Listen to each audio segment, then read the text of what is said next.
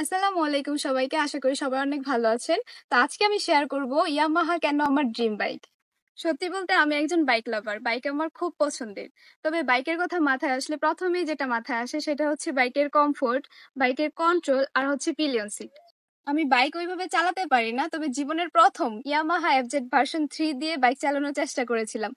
বাইকের কন্ট্রোল আর ব্রেকিং এত অসাধারণ ছিল যে আমার মনেই হয়নি যে আমি প্রথমবারের মতো বাইক চালাচ্ছি।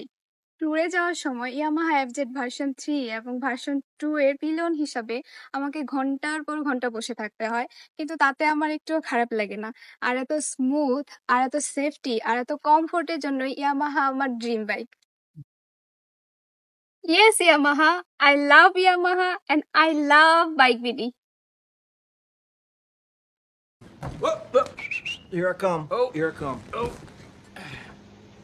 এতক্ষণ ভিডিওটা খুব মন দিয়ে দেখলাম। ভিডিওটা দেখার পর আমার মনে হলো আমাদের আপুটি বাইক খেয়ে গাঁজা চালিয়েছেন নাকি গাঁজা খেয়ে বাইক চালিয়েছেন না রিভিউ করেছেন আমি জানি না।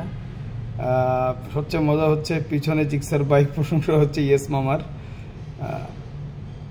সবাই দেখবেন।